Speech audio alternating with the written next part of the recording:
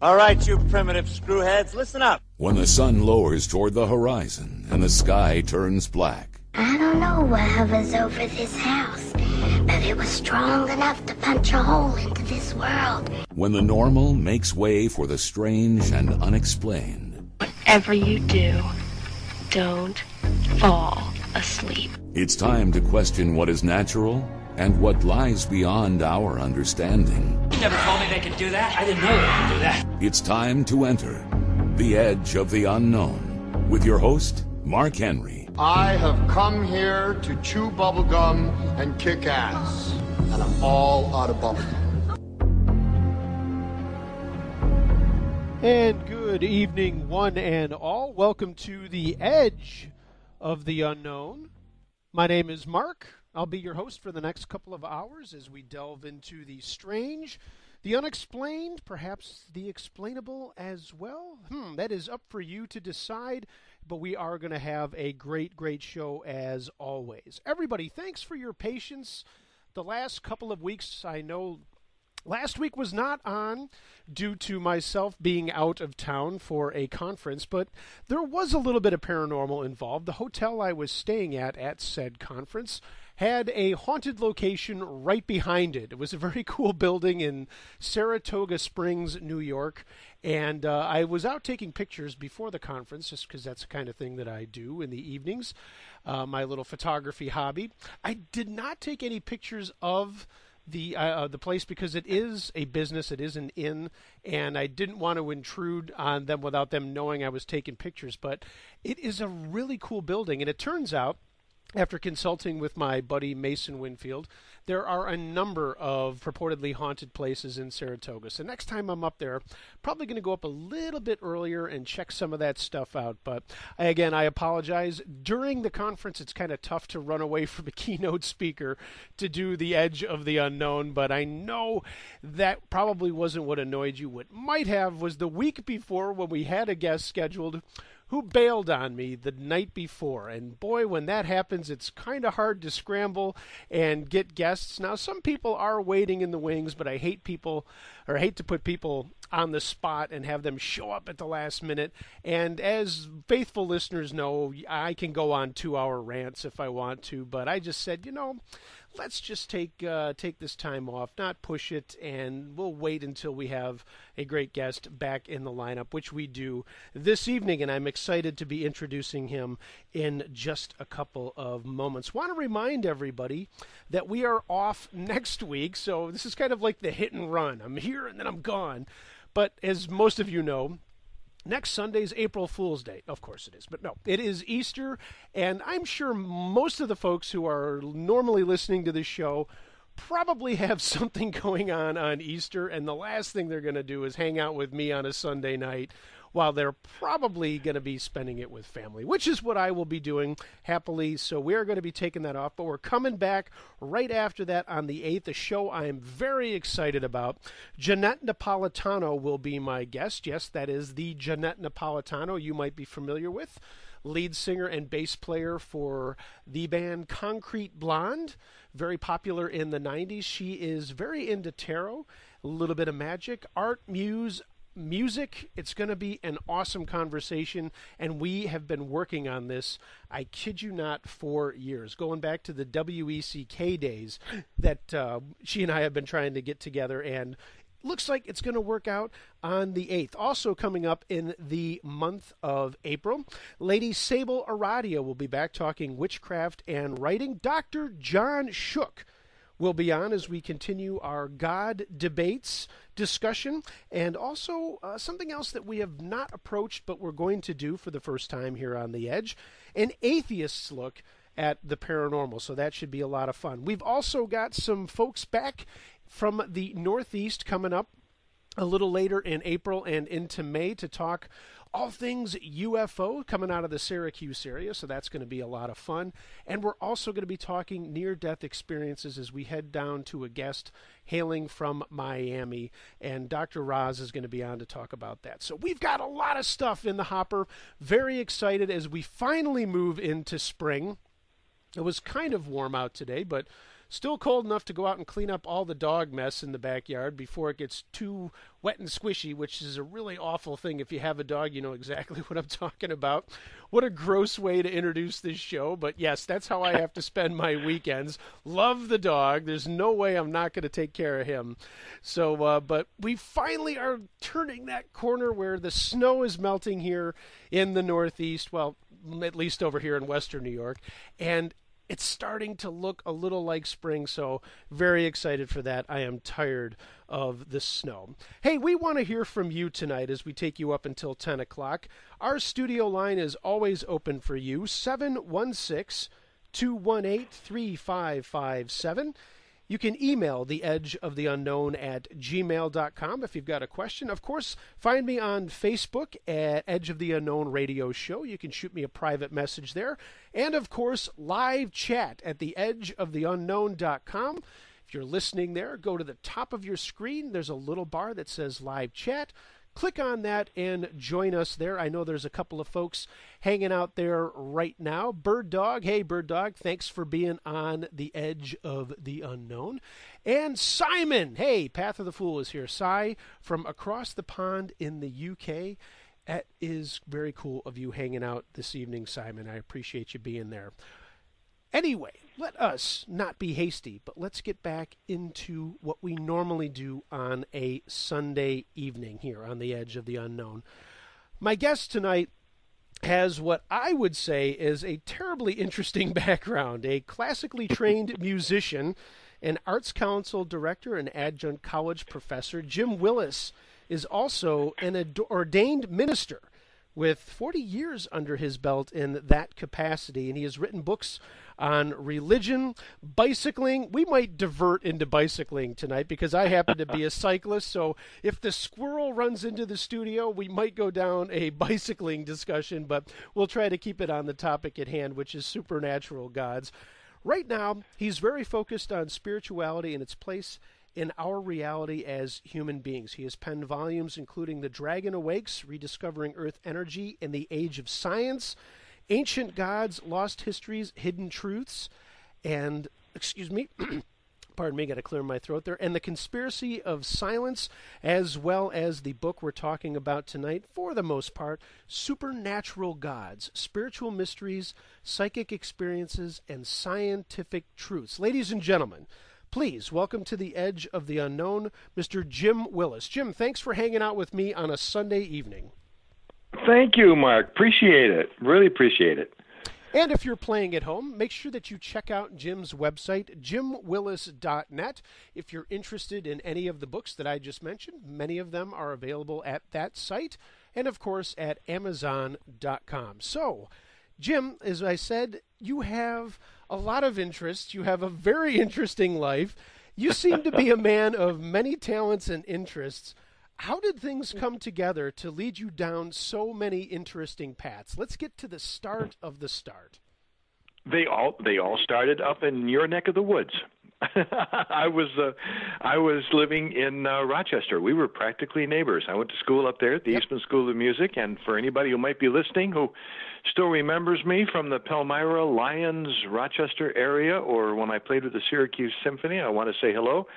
That's where it kind of all began for me. That's where I was living and teaching school when I had a conversion to Christianity and went off from there to seminary, became a minister, and then spent 40 years in the ministry, except that during all that time, I discovered something that I hadn't expected about ministry. I kind of thought that once you were a minister, you had kind of arrived with a spiritual life. And I found myself learning more and more about God or about spirituality and not having enough time or long periods of time to really invest myself in the kind of spiritual walk that I wanted. So 40 years went by. I don't know how, but they did, and I found myself retiring 9 years ago from a pastorate of a church down in Florida, just south of Daytona Beach. And I decided I was going to go on a retreat. I was going to come up here to South Carolina. I love the woods up here. I love the weather. I hate to make you feel too bad about spring, but we're going to have 70-degree days this week. Oh, man. And I'm sorry, shouldn't say that. I'm as a Southerner. That's quite. But when I moved up here to the woods, I came up here with an agenda. I wanted to experience the divine, and I even had a prayer in my head, the Bible verse that comes right out of the Old Testament of the Bible, when the story is told that Jacob was coming back to reconcile with his brother Esau after their family squabble, so to speak, and he was worried about it all night, worried about what might happen on the day, and a figure shows up who we understand from the story that is really God, and Jacob wrestles with God and says the words, "I will not let you go until you bless me." And certain enough, God reveals God's self to Jacob. And I wanted to experience the holy. I really did. I wanted to spend time by myself. In this modern world, we are so full of all of our devices, our electronic stuff that connects us, and noise and is around us all the time, and activity is around us all the time.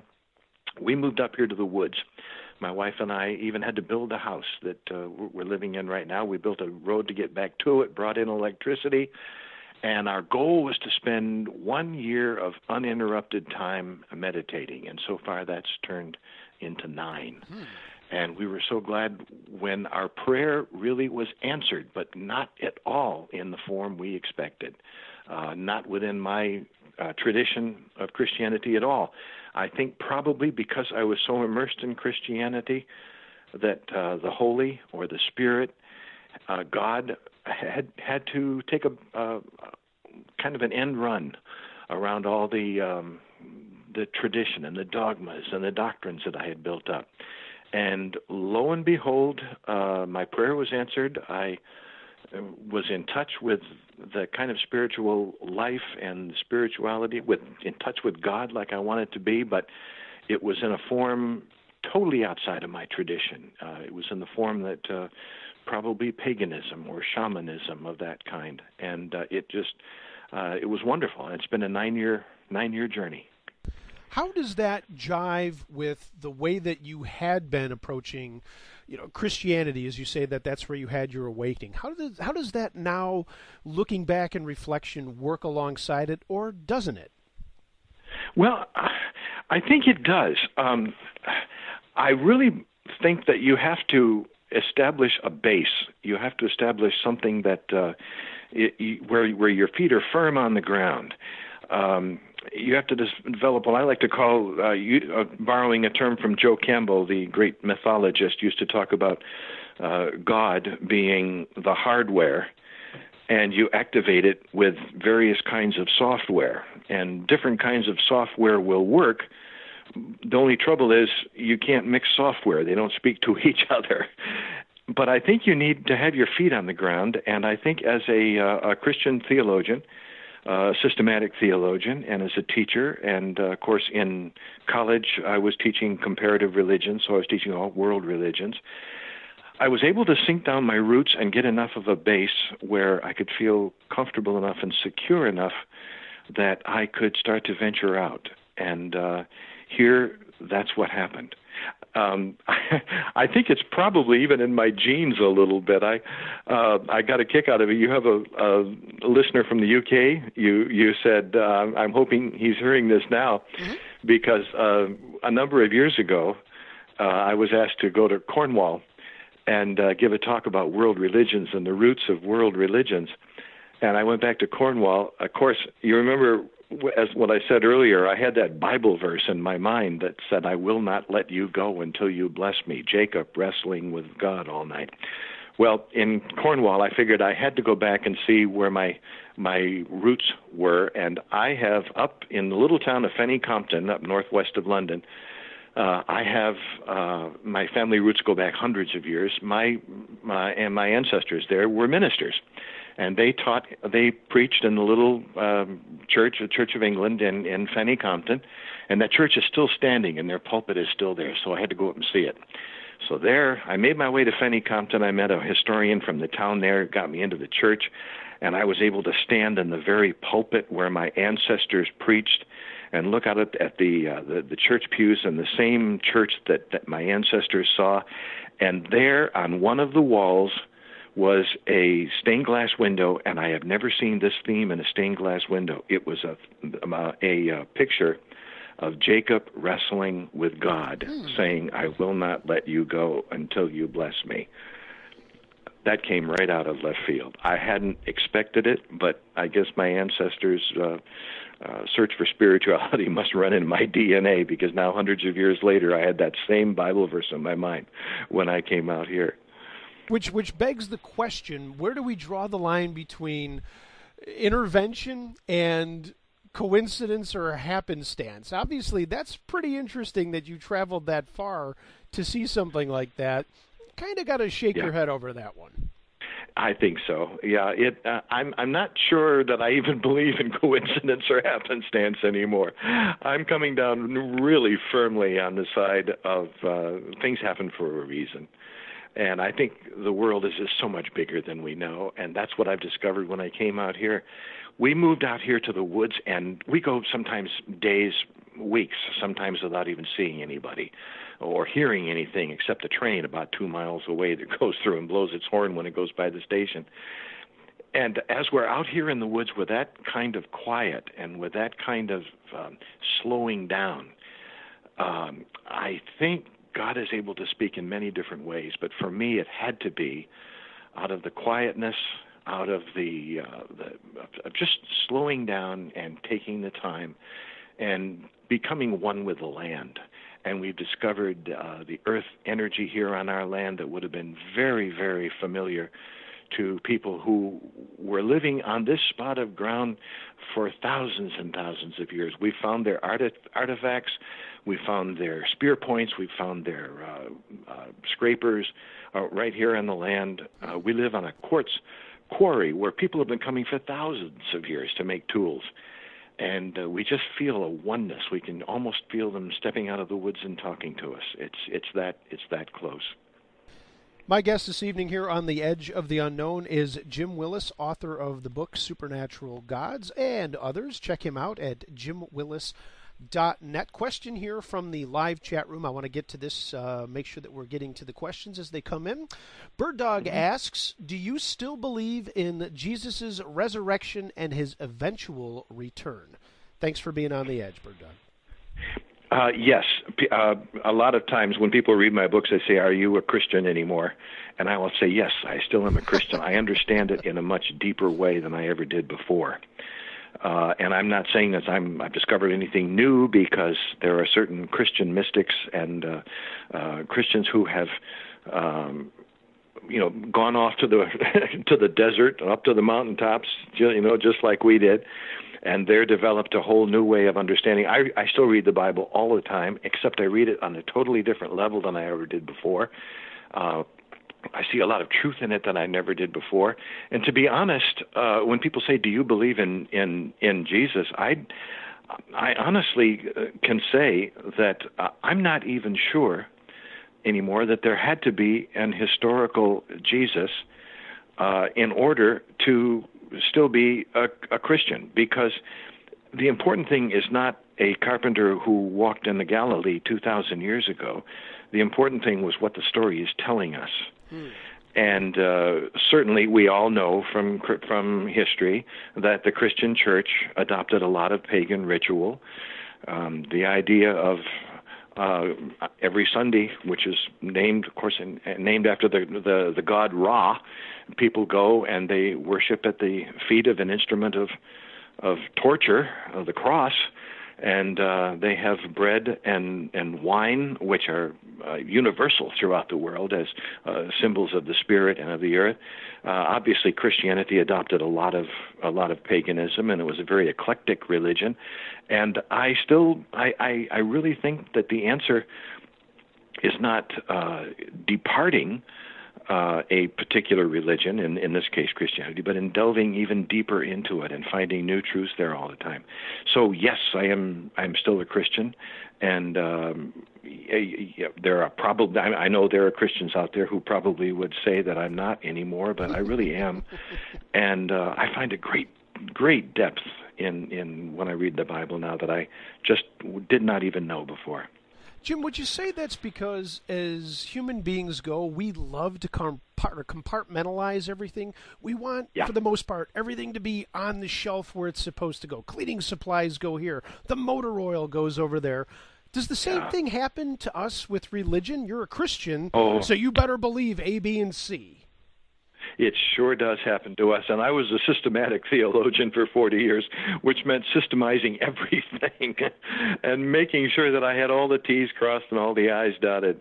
And when I began to start teaching world religions, that's when things began to really open up. And I began to find great similarities between Buddhism and Christianity, for instance. There was a great famous Methodist writer who was born and raised in a Buddhist family in China.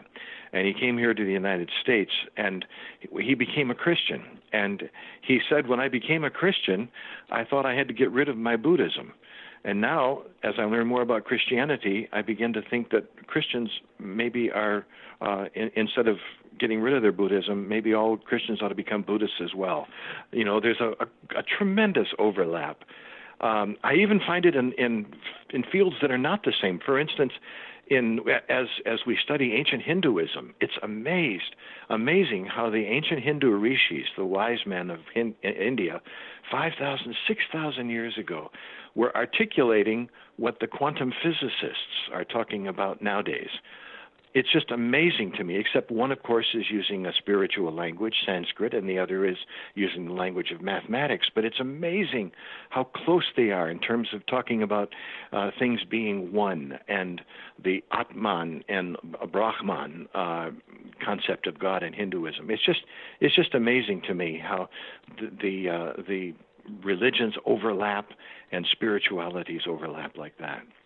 So we're talking about a continuum of a discussion of how we got here, where we're going, what we're doing on a day-to-day basis that has started since man started to record time and is going to keep on chugging along long after you and I are not on this planet. Yeah, I think so. As a matter of fact, I think we can take it back, well, at least for sure, archaeologically, we can take it back at least 40,000 years. 40,000 years ago, humans did something that was just unheard of, unbelievable. They crawled into these great caves in Western Europe and in France and in Spain. Dangerous places, no light source, no electricity back there. And they would crawl sometimes a half a mile, sometimes a mile, way back underneath these places. And there, what kind of light they used, we don't know, probably torches of some kind. It was dangerous, it was cramped, and that's where they created the world's first art. They felt the need to go deep underground and do these tremendous paintings. It was the beginning of what we call symbolic thought. And there are paintings back there that just make your head stand. Here's, for instance, a pierced man, a man with a spear going into him. And you can't help but look at that and think of Jesus on the cross with the spear piercing his side. Or these animals that are part human and part human and part animal. Unbelievable concepts of perhaps even in some places, although it's debatable, even showing the night skies. They were looking up in the night skies and feeling the need to go into these caves to paint what they saw and begin to understand that there was something greater than ourselves out there. And burying their dead with flowers because the pollen is still there, and with their implements that they would need in the next life. You don't spend a lot of time making a hand axe and then burying it with somebody unless you feel he's going to have a need for it. And, of course, how could he have a need for it? He's dead. Well, they must have think that there is a next life, and he's going to need this in the next life. Religious thought going back 40,000 years. It's just uncanny to me. Jim Willis, my guest here on the Edge of the Unknown. Jim, does a strong religious faith help a little bit more than hinder those seeking answers beyond what we would call the golden rule or a bunch of stuff that we read in Ecclesiastes in Sunday school? I don't know. It depends what you mean by strong religious faith, I would guess. In some ways it can really help.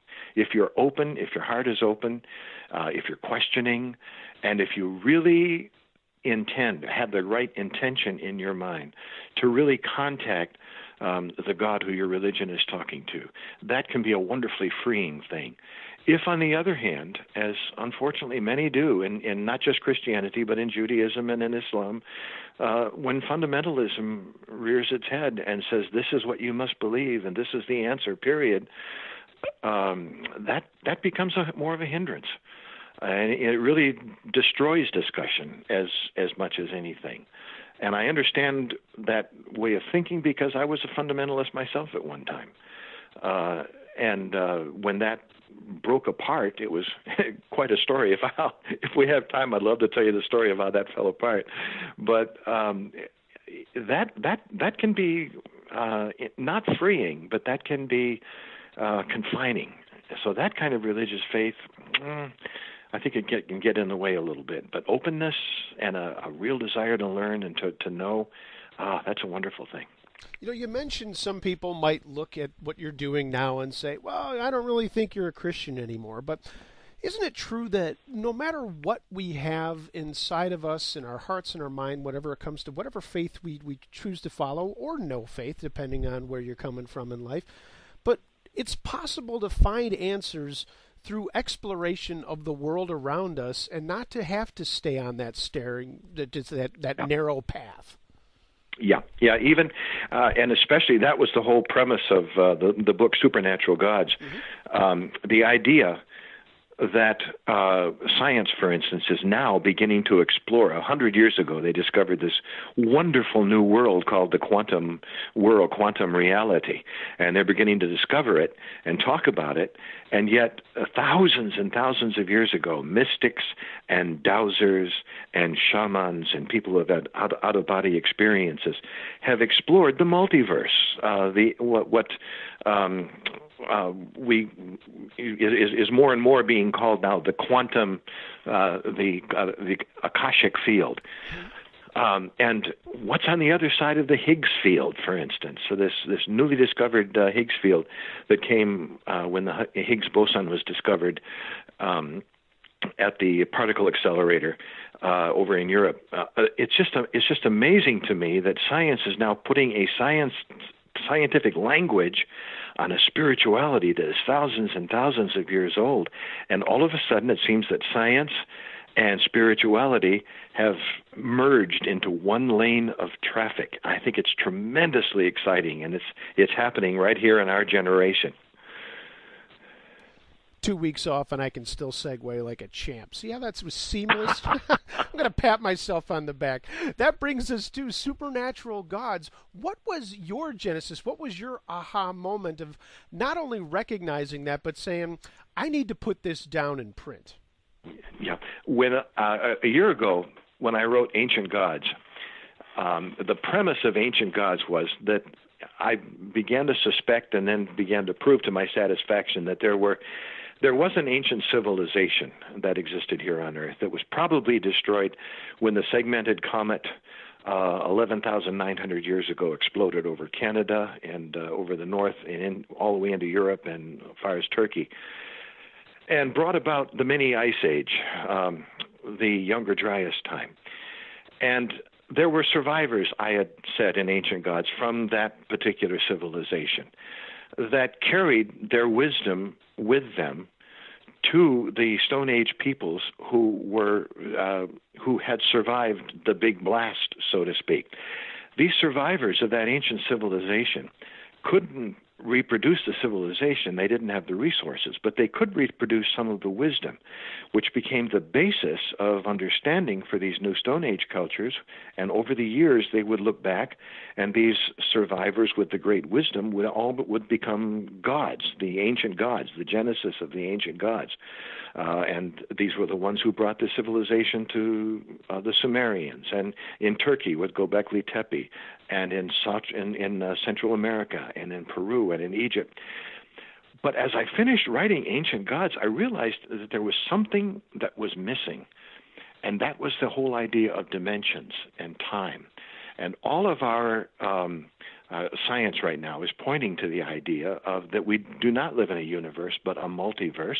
As a matter of fact, the last paper that Stephen Hawking wrote before he died was a paper that is even now being peer-reviewed. It would probably win him the Nobel Prize if he was alive.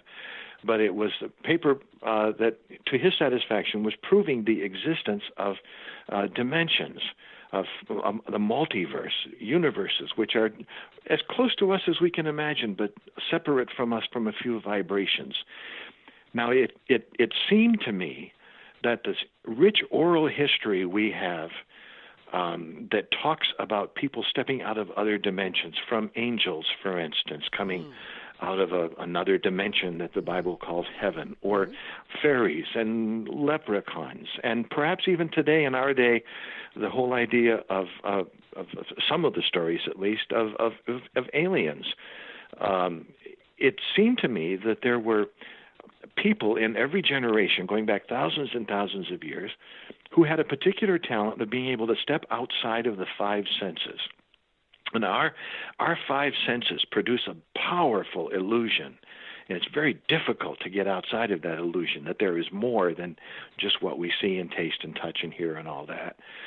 But if these other dimensions exist, and if there are gifted people in our own generation, in our own human species, who can do an end run around these senses and catch a glimpse, look through a window or a door and see other dimensions and see beings in those other dimensions, perhaps even, and this is according to science now, not just paranormalists, but perhaps even doppelgangers, our own doppelgangers, who are really us in other dimensions, as Max Tegmark from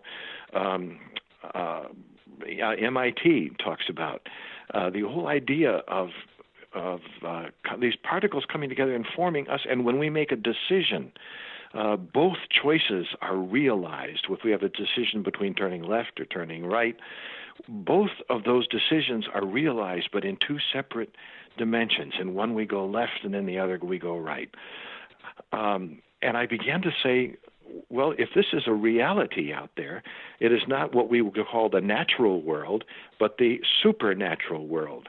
And if we were to see people from those dimensions, be they angelic messengers or the ancient gods from on high, or the Greek gods or the Roman gods, or the gods of Mesopotamia or the gods of Central America, coming out and stepping out of another dimension and bringing a message, if that is the case, then these people, these entities, would be considered gods. And that's where the term supernatural gods came from. The spiritual mysteries, the psychic experiences, and also the scientific truths that back up these kind of experiences. It's an exciting time to live when science is beginning to reinforce some of the old stories that we thought were just mythology. Jim Willis is my guest here this evening on The Edge of the Unknown. We have to take a break. Jim, I'm going to throw this question out to you. Ponder it while we play some messages here. We're going to do some sponsorship stuff. Keep this operation rolling. With mention of the scientific community and science mixing with religion and all this sort of thing that we're talking about in this book that you've written, Supernatural Gods, what has the response been from those who are more science-based rather than religion-based? Think about that, and we're going to be back right after this. Everybody, appreciate you hanging out with me on a Sunday evening. If you want to get on board the show, we would love to hear from you. The phone line is always open for you to speak with my guests, 716-218-3557. Email theedgeoftheunknown@gmail.com. If you have questions and you're listening online at theedgeoftheunknown.com, you can go to live chat, shoot me the message there, and we'll make sure that it gets to our guest. Thanks again for hanging out with me. We'll take a quick break and be right back with more of The Edge of the Unknown. My name's Mark. Appreciate you hanging out with me, talking a little supernatural God stuff with Jim Willis. We're back in just a second.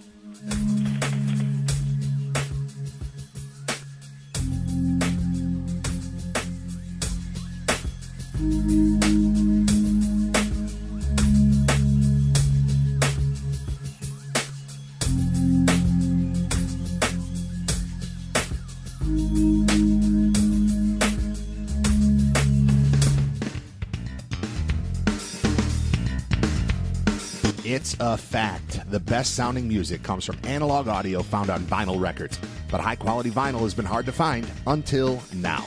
Records Etc. in Williamsville, New York is your destination for new and used vinyl records in a variety of categories from blues to Zydeco.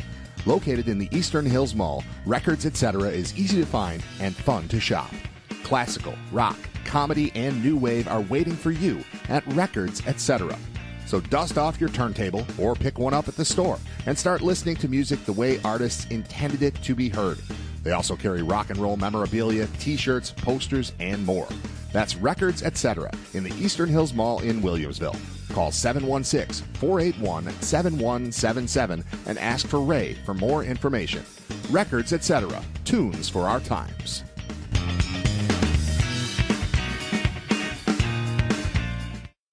Listen and imagine.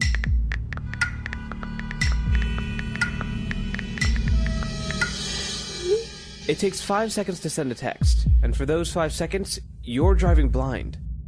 Life is worth more than a text. Stay alive. Don't text and drive. Visit StopTextStopWrecks.org, a message brought to you by the National Highway Traffic Safety Administration, Project Yellow Light, Noise, and the Ad Council. Hello. What are your fears? Are you badgered by domestic affairs, haunted by ghosts or demons, terrorized by those who would use magic as a weapon, or tormented from within? I can end it. I can stop it. I can cast them away, for I am a sorcerer, and protecting people from these things is what I do. Seek my services at sorcererforhire.com. Or call now for faster service, 206-501-0444. Because time is not on your side.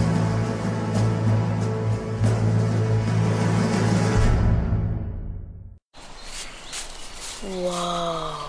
The moment my son saw a redwood tree. It's huge! Is the moment I knew that for him, You can't even see the top of that thing! even the sky has no limit. There are some moments only the forest can inspire. Find yours at discovertheforest.org. Learn about forests near you and discover cool things to do when you go. Your moment is out there. Find it at discovertheforest.org. Brought to you by the U.S. Forest Service and the Ad Council.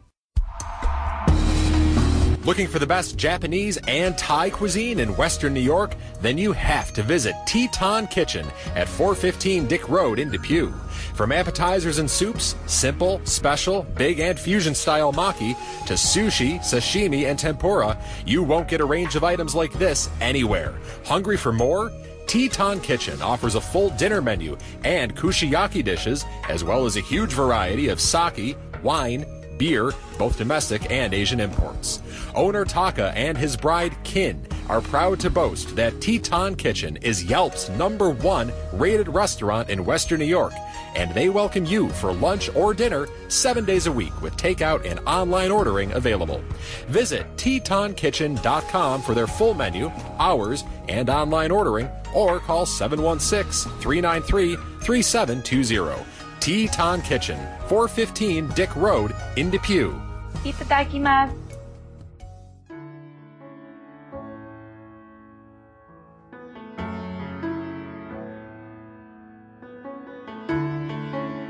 Hi, this is Patricia Corey. You're listening to The Edge of the Unknown with Mark Henry.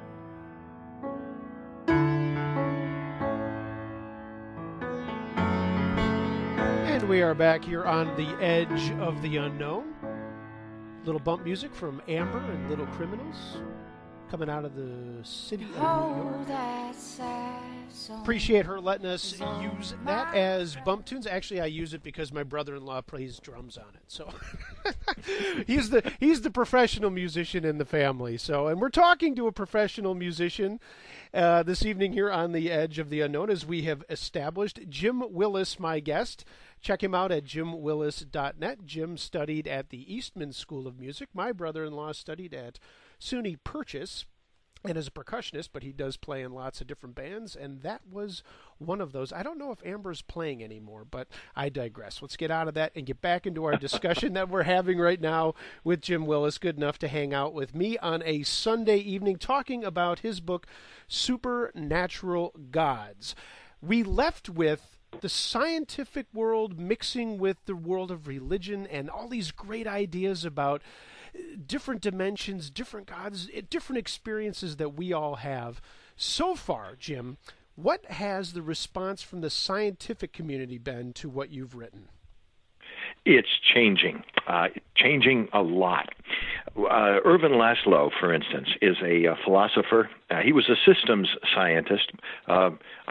I love the man, first of all, because he was a concert pianist, and he is a brilliant pianist, who's recorded a lot of my favorite concertos with European orchestras. But he is now the international, the founder, and he's the president of an international think tank, the Club of Budapest. And he has twice won Nobel, been nominated for Nobel Peace Prize, and published more than 75 books. He is the one who is probably doing some real cutting-edge philosophy and thinking about this whole idea of the unified field, which he calls the Akashic Field. In order to come up with a name for it, he had to go back to the ancient Hindu, the Sanskrit, and he came up with this Akashic Field. And the idea of this, it is this field of infinite possibilities from which we spring. He is one scientist who is just really raising eyebrows all over the place. Another one who's doing some tremendous work, I just got an email from him this morning, as a matter of fact, is Dean Radin out at the Noetic Science. He's the chief scientist for the Noetic Science Institute out in California, who is doing scientific studies of psychic phenomena. Following the scientific method and following some of these ideas of entangled minds. Matter of fact, that was the name of one of Dr. Radin's books, Entangled Minds, and he also wrote The Conscious Universe and some of these other things. Now, they've been at this for a long time, so they've had to bear the slings and arrows for the rest of us. When they started, there were people, a lot of scientists, frankly, who just weren't paying any attention to this. But now, with all the scientific research that's going into it, and with all of the possibilities that are there, and with real scientific protocols being put into place, these things are being studied seriously now.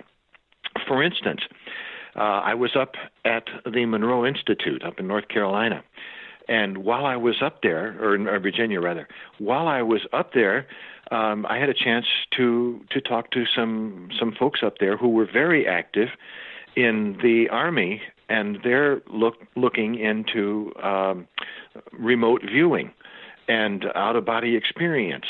And in talking about some of these top-secret classified things that the Army was involved in, trying to discover whether or not people could actually spy on foreign countries from the comfort of their own living room, that kind of thing. Now, if the Army is doing that kind of stuff, if the armed forces are doing this kind of study, you know that there's something very real going on. And I think now they're putting a real scientific backing onto this whole idea. I'm pretty excited about it.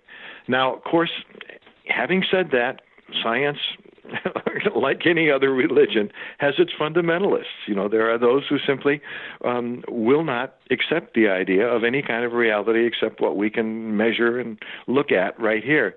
But quantum physics has really thrown that into a cocked hat. It really has. It's beginning to weird things happen in the quantum world, and it's more accepted now than ever. So I'm pretty enthused about what the future holds.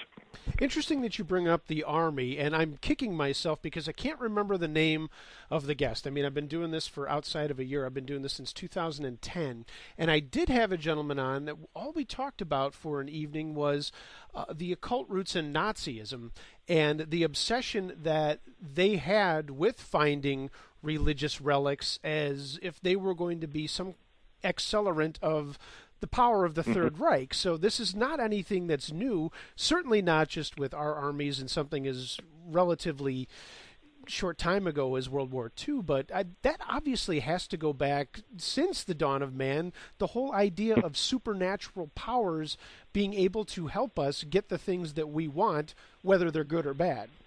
Yeah, I think we have the tendency to think that what we experience now is the norm. And we have to understand that the culture around us, the scientific left-brain culture around us, has not been with us that long. We're going back to Isaac Newton and his discoveries of the laws of Newtonian physics and things. The farther back you go, I think you begin to come to people who were much more open than we are now. We are taught by our schools and taught by our culture to be pretty close-minded to these things. But the farther back you go, the farther you come to a people, especially in their mythology and in their oral legends and things, to a people who were really open, and I think they were probably more in tune with what we might call the spiritual or the other. I think they were much more in tune with it than we are. As a matter of fact, when I talk about ancient civilizations, I think that people say, well, where is their technology? Well, we assume that to have a technology, you've got to have wires and generators and things like that. But they didn't. They were in touch with a totally different kind of a technology that I think can only probably be described as a psychic technology. Let me give you one example. A number of years ago, I was in Egypt, and I was going into the pyramids with this guide. And we walked down this long corridor, and I realized there were wires strung all along this corridor with electric lights that would light the way for us. And I began to wonder, if you turn these lights off, how dark is it? So they would turn the lights off, and you couldn't even see your hand in front of your face. And so as soon as the lights went back on again, I began to look at the ceiling and the walls and see if there was any kind of smoke or soot or anything from torches or whatever. And there wasn't anything. So I said to the guide, how did these people see back here? What kind of light source did they use? And the guy just kind of turned around. I'll never forget it. He turned around, shrugged his shoulders, and said over his shoulder, well, they must have had some kind of a light source. And then we went farther into the pyramid. And that was all I could get him to say. And the plain truth is, we had no idea how these people got into the pyramid, because the only kind of light source that we now know of that they would have had would have been torches. And yet there's no evidence whatsoever of torches ever being used. No smoke, no soot, no nothing. What kind of a light source did they have? We can only assume it was some kind of a technology that it's so far off our radar we can't even imagine what it is. But I think a lot of these gifts that the ancients had, that our ancestors had, have atrophied in us because we have grown up in this culture that's not that old, grown up in a culture that is totally different way of thinking, a left brain kind of thinking and analytical thinking. And as a result, we have become more and more entrapped in the five senses and tend to not believe anything that those five senses can't experience in one way, shape, or form.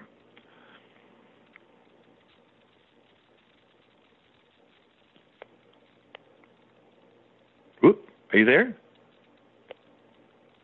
Hello?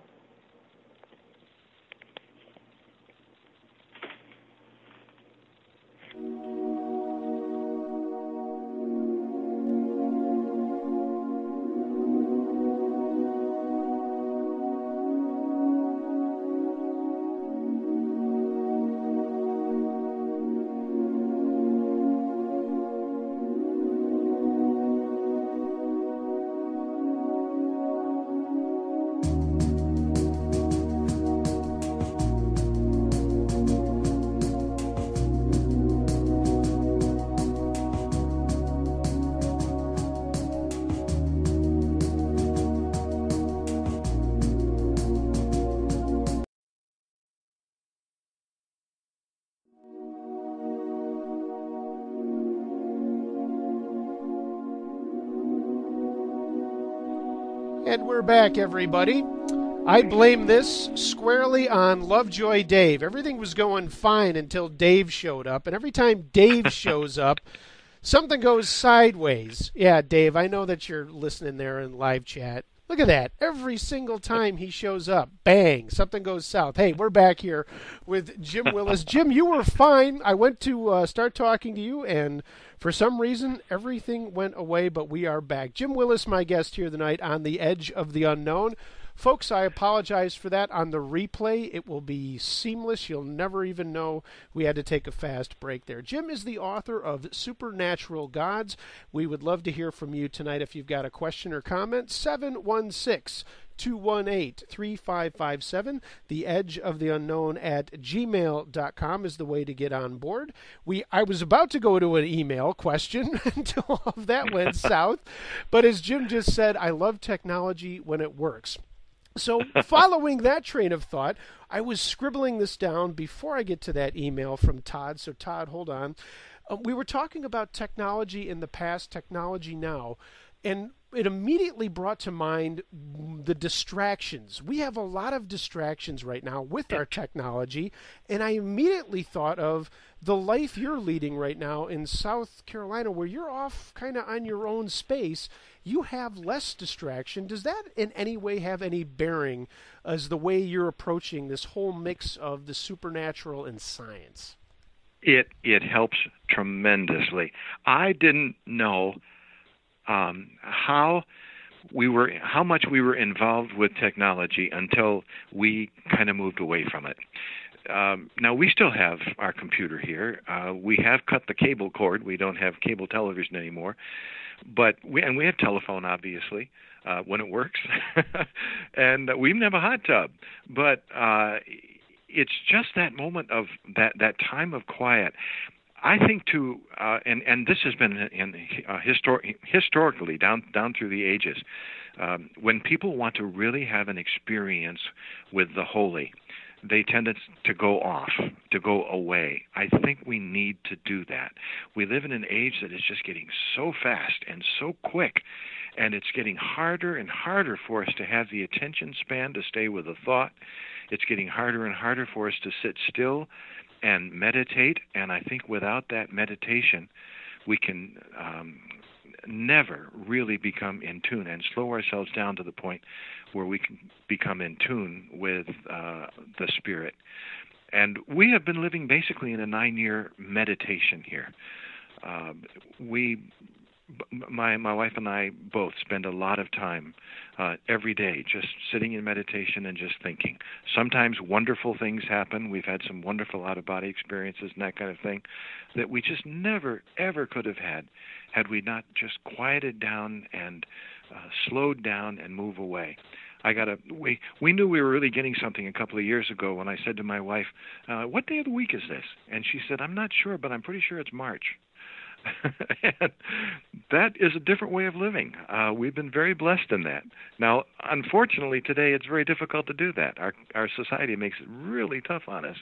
But I think it is the key to really finding ourselves and finding our place in the universe and answering some of those deep, penetrating questions that we all have. Let's get to one of those deep, penetrating questions. Todd, who's waiting patiently, Todd in Chester, Vermont, writes in to the Edge of the Unknown at gmail.com. Hi, gentlemen. Glad to have you back, Mark. This is a great topic tonight. Mr. Willis, from your perspective, is the God many of us have been brought up to believe in the same God that may exist on another plane or in another dimension? Or are there other gods that represent different times and spaces? Thanks for your answer. Todd, thank you for being on the Edge. Appreciate it. Oh, Todd, that's a wonderful question. That's a great, great question. And it's difficult. It's difficult to answer quickly. When we talk about the God that many of us have been taught to believe in, I don't ever want to criticize anybody else's religion, anybody else's faith, or anybody else's approach. I am an experiment of one.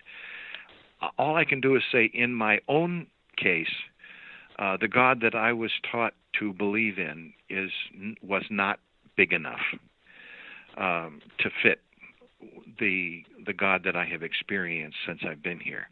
Now, does that mean it's a different God? No, I think it's the same God. I think it was just like the the God that I'm sensing now and the God that I'm in touch with now is a multifaceted diamond.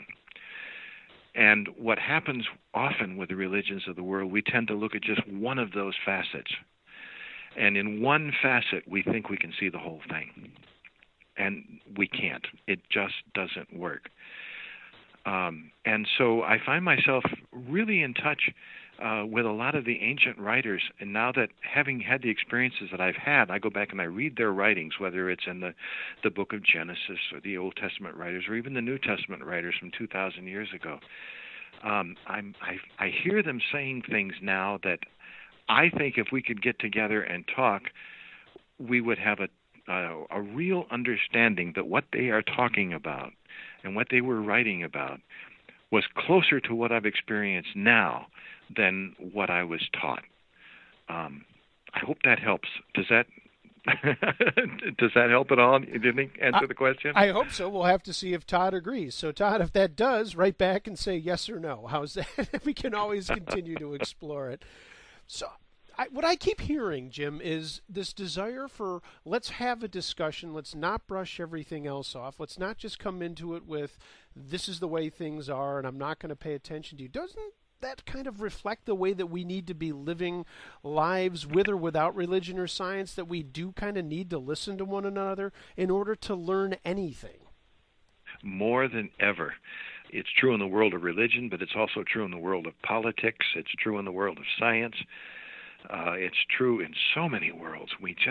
We are living in an age and in a culture and in this technology-driven medium that seems to be pushing people apart. It was supposed to bring us together, but instead it's doing exactly the opposite. It was supposed to form a global community and help us really speak to people from different ways of life, different cultures, different ways of thinking. And instead, we tend to just tune in to those voices on the internet or those voices on the television that already agree with what we say. And it creates this us against them. And I don't think we'll ever get anywhere if we keep that up. When I was first teaching Hinduism, some Hindu thought was brand new to me, and I wanted to make sure I got it right. I was about to deliver a lecture to my college class on the Hindu concept of Brahman and Atman. Now, Brahman in Hindu concept, you can't put Brahman in a box. You can't define Brahman. Brahman is that idea of God that is so far above and so far out there that words soil him, according to Hinduism. And it cannot be explained, it cannot be grasped. And just when you think you've got it, the answer is no. You don't. But you can still approach Brahman because within each of us is Atman, and the closest thing to that is the closest English word we have to Atman is soul, probably. And the wonderful Hindu concept is that Brahman and Atman are one. Thou art that. So that which is in you is that which is out there. Well, I wanted to make sure I got this right.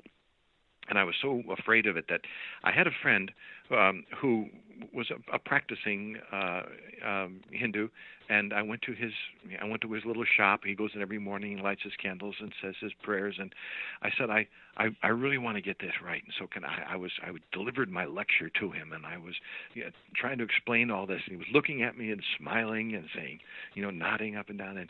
And when I said, "Now, do I have it?" and he looked at me. And he shook his head, nodded his head up and down, and said, "No." He was so open to talk and everything else, but he realized that coming from a totally different perspective, and that led to a wonderful talk. And I guess I probably didn't get it because I went ahead and delivered the lecture anyway, and yet.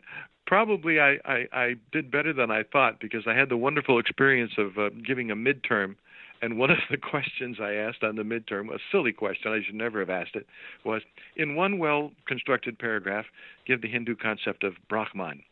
And one of my best students turned in a blank piece of paper.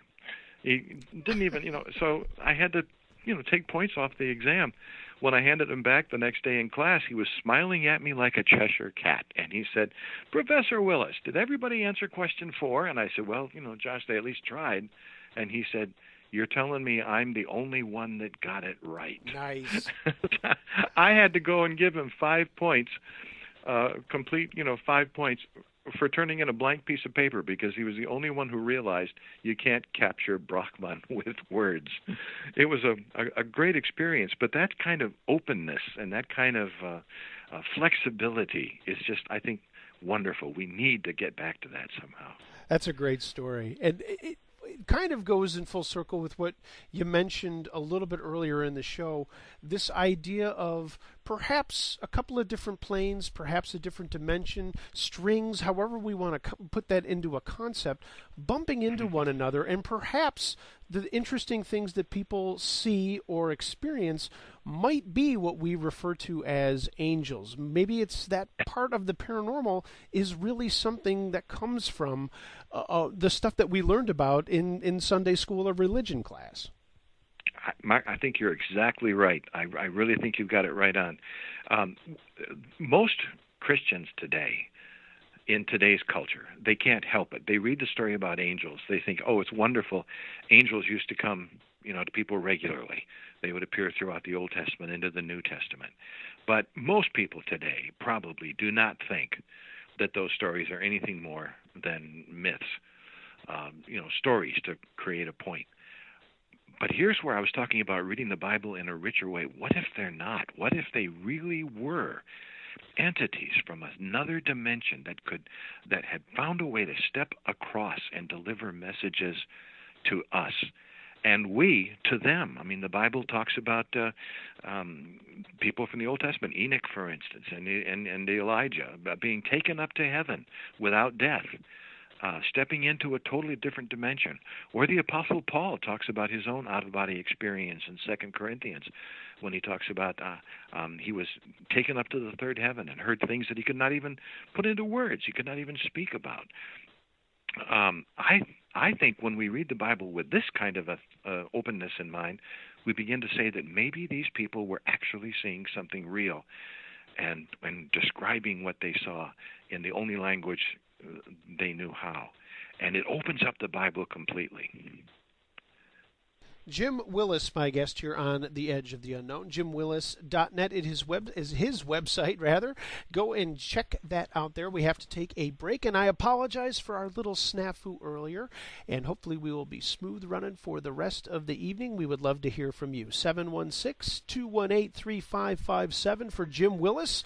The Edge of the Unknown at gmail.com. And, of course, we've got some questions in live chat at theedgeoftheunknown.com. Thanks for hanging out with me late on a Sunday evening, morning, afternoon, wherever you are around the round world. We are going to take a couple of minutes here, stepping away, but we're coming right back with more of the best paranormal talk you can hear anywhere on the net or elsewhere. You got The Edge of the Unknown, folks. My name's Mark. We're back right after this.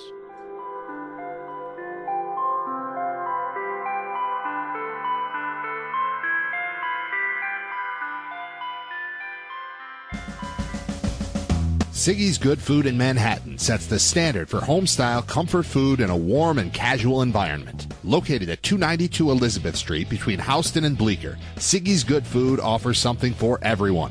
Vegetarian and meat eaters alike will find dozens of dishes to whet their palates and satisfy their appetites at great prices. Siggy's menu has many gluten-free and lactose-free dishes too, and everything is made with 100% organic, sustainable, and whole food ingredients. See the full menu at siggysgoodfood.com or call 212-226-5775. Make it your business to check out Siggy's Good Food, open Monday through Sunday, 11 a.m. to 10:30 p.m., with brunch on the weekends from 11 until 3:30. Takeout and delivery are also available. That's Siggy's Good Food in Manhattan, siggysgoodfood.com, 212-226-5775. And remember, if you're an extraterrestrial, aliens eat free.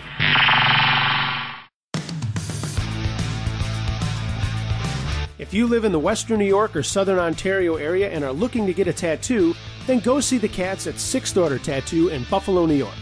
Voted Best Tattoo Shop by Buffalo Spree Magazine, these are the guys to see for any ink project you can dream up.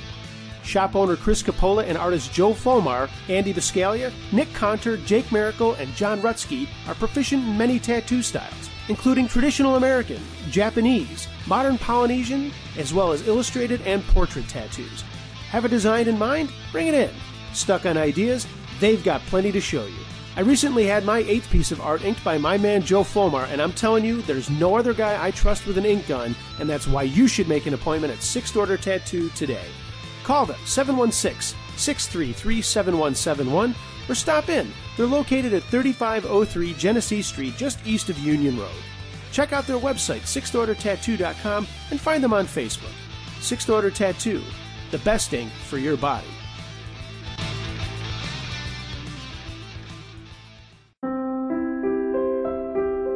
We all face multiple stressors each day, from work deadlines and home and family obligations, not to mention body aches and pains that come with both active and inactive lifestyles. A great way to ease those tensions is by floating at the Silver Essence Floating Spa in Williamsville, New York. What is floating? It's a highly effective and therapeutic relaxation experience in which your body is suspended in warm, comforting salt water without stimulation from lights or sounds. Lay back and let tension drift away as you float in nearly zero gravity while your body is replenished with essential minerals like magnesium, potassium, sodium, and calcium, minerals vital to our health that are lost throughout the day.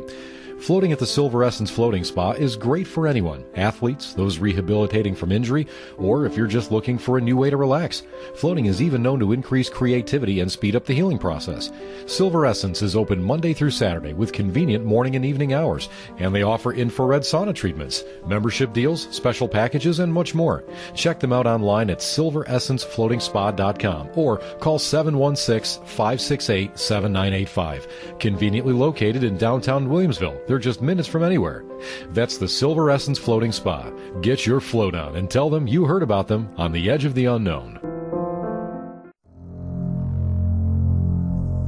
For those interested in delving deep into the paranormal, why not look into the Paratech Store? Located at paratechstore.com, browsers will find the latest in investigative equipment, books, and more. Items go beyond technical equipment. Mojo bags, stone sets, and other curiosities await your exploration at the Paratech Store. paratechstore.com. Visit them today.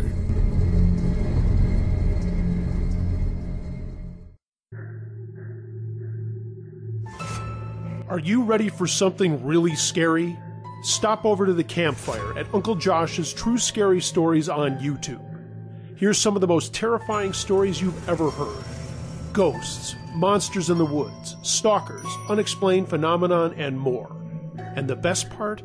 All of the stories are true. Got a story you'd like to share? Send it to Uncle Josh, TrueScaryStories@gmail.com. Uncle Josh's True Scary Stories on YouTube, where fact is more terrifying than fiction.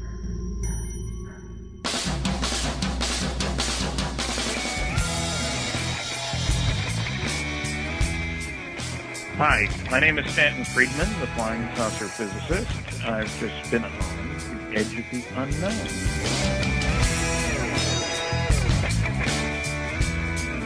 And into hour number 2 we go, a little bit later because we had a little bit of a screw-up in hour number 1, but we're having a good time here on the Edge of the Unknown. My guest, Jim Willis, is coming to me from a little bit farther south and a little bit warmer climes. We're not too jealous of him, but hopefully he'll be sending some of that heat up here to the Northeast in the next couple of weeks as we ramp into spring. Want to hear from you this evening as we take you up until 10 o'clock, 716-218-3557 is the phone number, the edge of the unknown at gmail.com.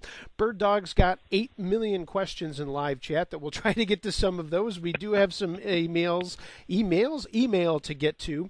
But as I mentioned in Jim's introduction, he is a man of many talents, a man of many sides, and we kind of talked about bicycles, and I said this is probably going to come up. And I think this is an interesting way to discuss this because Jim has written a couple of books about his experiences cycling. I used to race mountain bikes. I still ride. I've got my road bike. Well, I've got a whole bunch of bikes, but I'm looking at my main road bike, which is in need of a little TLC. I got to put new cables and some new bar tape on there. But Jim, I wanted to ask you about bicycles because the way I look at this, bicycles mean freedom. And for most people, it's the first mode of transportation they get when they're kids that takes them away from their neighborhood, away from their street. It opens up the world to them. And I think that says something about the work that you're doing with these books you're writing, including the one that we're focusing on tonight, Supernatural Gods. Would you say that there is a little bit of, not that word coincidence we want to move away from that we talked about in the first hour, but at least maybe a little bit of a cool description of what you're doing now, that freedom, that openness to the world we get the first time we do step away from our neighborhood, perhaps via a bicycle? Yes, and bicycling itself, I think, is a great meditation. You're out there, it's very Zen-like. I first captured this, as a matter of fact, in your neck of the woods. My first long-distance bicycle ride was from Rochester to New York to Detroit, Michigan. Wow. And I rode up, from Rochester to Niagara Falls, and then crossed over into Canada, went through Ontario, and then crossed over back into Michigan. It was a wonderful trip. And what happened to me, days and days and days of bicycling, and boy, it was tough back in those days. Would you believe we were doing that trip against the wind with 3-speed Schwinn bicycles with metal baskets and surplus Army equipment? Oh, they were heavy. But as we were bicycling, the turning of the pedals and the constant motion, the Zen-like activity, it really gets your mind focused in. I think bicycling can be a tremendously meditative process. Since then, I've had an opportunity to do a lot of it. I've done a cross-country trip twice now from California to from the Pacific Ocean to the Atlantic Ocean. Wow. And from Florida up to Boston, and just following a lot of rivers. I'm really a nut about bicycling on rivers and following from the source to the sea by bicycle. And every time I get out there, I'm just amazed at how it just puts your mind into that wonderfully meditative groove. I love it. I really do. It's amazing that we both have a similar interest, and yet my desire is to be the maniac going downhill as fast as I can on single track, trying to kill myself.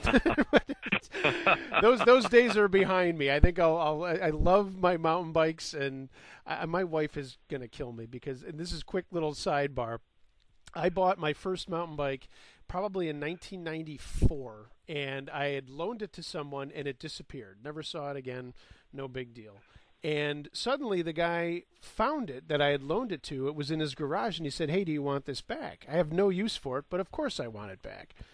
My first better racing bike that I upgraded to, I sold to a friend and forgot all about it. And about 2 years ago, he called me up and said, "Hey, I still got your bike. Do you want it?" Of course I want it. Am I going to ride it? No, but I have to have it.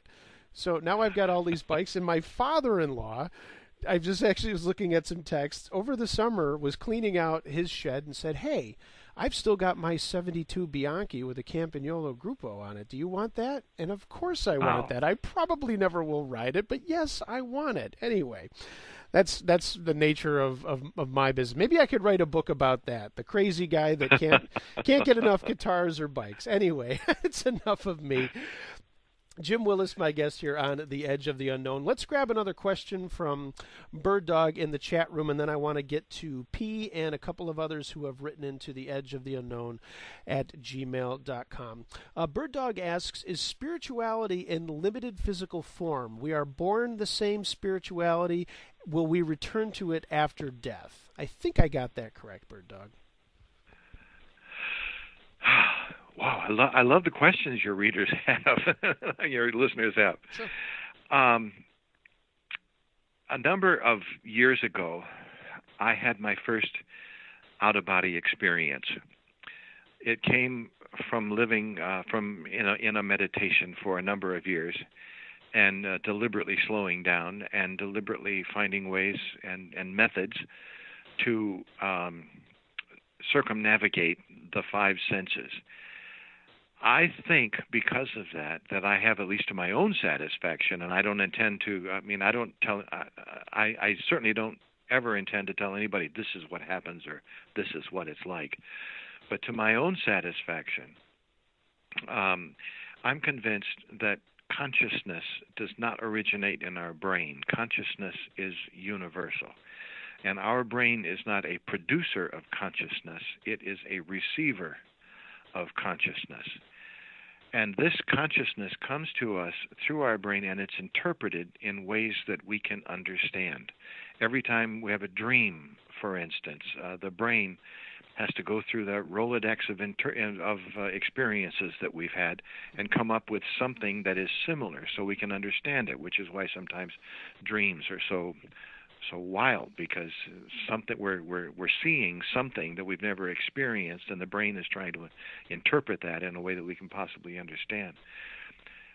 In my own out-of-body experiences, I have experienced enough of the other side to come to a real sincere belief in my own mind and heart that when we die, it is simply a transition. Now, are we the same as we are now? No, because we don't have all that information from the senses coming at us. So the senses die, the brain dies. The consciousness that we are remains. As a matter of fact, I've even come to the conclusion, and I'm satisfied with myself, that we come here and are born in these bodies. We actually choose to come here. It's a very courageous decision to walk through this valley that we call life. And when we come through the other side, we realize that we have left a part of ourselves that is watching over us. The traditional Christian interpretation is called a guardian angel, watching over us. And I've got a sneaking suspicion that the first thing happens when we close our eyes in death and open them to the beyond.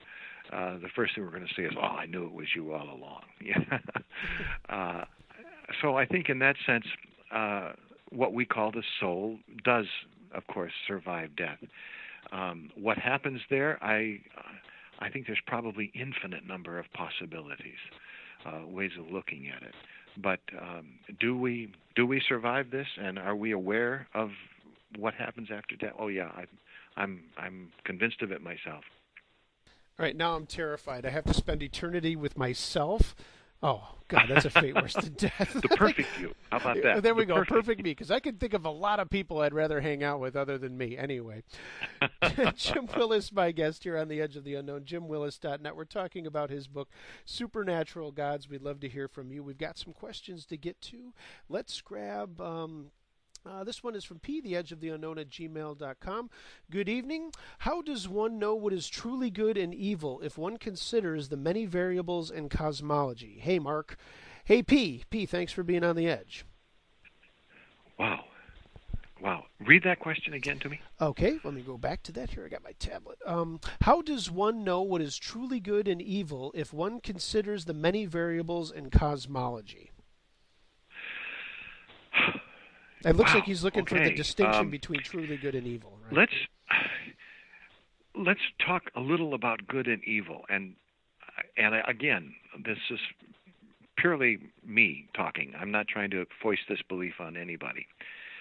The Buddha, as far as I know, Buddhism is the only religion that, if it's indeed called a religion, some people don't even call it a religion, some people want to call it a philosophy, but it is the only philosophy, the only religious philosophy that seems to embrace evil. Most of our religions, Christianity, Judaism, Islam, talk about good and evil, and the idea is to identify with the good and to reject the evil. Buddha had a totally different way of looking at that. He found the middle path that leads through the two polarities called good and evil to that place that embraces them both. In other words, he was saying that there cannot really be good without evil. There cannot be evil without good. They are two sides of the same coin. And what we have to do is accept the fact that they are both present. Now, this doesn't mean that we have to do evil, or it doesn't mean that we have to seek evil, or or anything like that. Of course, we have to, do what we can to get away from that. But on the other hand, he says that instead of resisting it and fighting it, we have to find that middle way and look back and embrace them both and say, in this life, there is what we call good and evil. Now, when this life is over, I think we have a much better understanding, and I think that understanding itself, that embracing of good and evil, is probably one of the reasons we're living this life in the first place. I don't think that evil exists on the other side, and in this regard, I must say I've gone away from the idea of Christianity of my youth, because I was taught, like most people are today in Christianity, that there is a hell where God punishes evildoers forever. I just don't believe that. I cannot reconcile a God of love, a God of peace, and a God of compassion who has that. I think what we call evil is, in that sense, here in this life, in this valley of life that we walk in these mortal lives, we see the good and the evil, but the evil is a reflection of the good. And I think that whole thing disappears once we get out of this valley of the shadow of death, so to speak. How would that work with the traditional way that we've grew up? I mean, I'm saying that from a basis of Christianity. Do good deeds, do the best you can, try not to sin, you will get your reward. But if you don't, you're going to the place down below where there's fire and brimstone, all that kind of stuff. Can we still have that, or does that go away if we really believe that the evil is a reflection and isn't going to exist once we move on from this plane? Well, we'll put it this way. Whatever hell is, it is separation from God. And when we are totally united with God, then there is no separation. And I think one way of reading Christianity is the idea of the fires. If a fire is something that consumes, and the fires of this life will consume the evil, so when we, like the phoenix, rise from the fires, the evil is gone, it's disappeared, it's consumed, leaving only energy in its place, a positive energy in its place. Now, in that sense, we might even say that here in this life, when we are separated from God, when we are separated from the good, here in this life, we might say that in one sense, the life we're living right now is a kind of hell. Because we are separated from God in the sense. Now, we, of course, have all kinds of religious ways, especially in Christianity. We say we are not separated from God, we are one in Christ and all that. But I'm talking about the experiential day-to-day consciousness that we live in, where we know, even those who have the greatest faith, know that God exists, know that God is real, but still there is that sense of separation that can only be restored at the end. When this life is over, we turn off these mortal bodies, and we return to the perfect good. The God who was there when God created the universe and said, "Behold, it is very good." All those things. So that's how I look at it. I look at it as evil as being not a universal concept, but a concept which applies within this life, because there cannot be good without the presence of evil as well. Two sides of the same coin, and that's our lot right now. Let's do this. Let's grab a call here. 716-218-3557 is the way for you to get on board the Edge of the Unknown. You're on with Jim Willis. Who's this? Hello? Whoop. You're on with Jim Willis on the Edge of the Unknown. Who's this? Hi, this is Dave from Lovejoy. Oh, hey, Dave. How you doing? Thanks for ruining the show. Good. No, I'm just kidding. You're making it better. I appreciate the call. No. Go for it, brother. You're on with Jim. First of all, I'm sorry about missing the beginning. Rough day.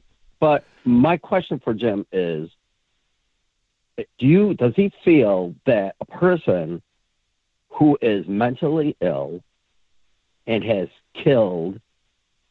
butchered people, will he be condemned to eternal death without being the grace of God, or will he be forgiven because he was sick?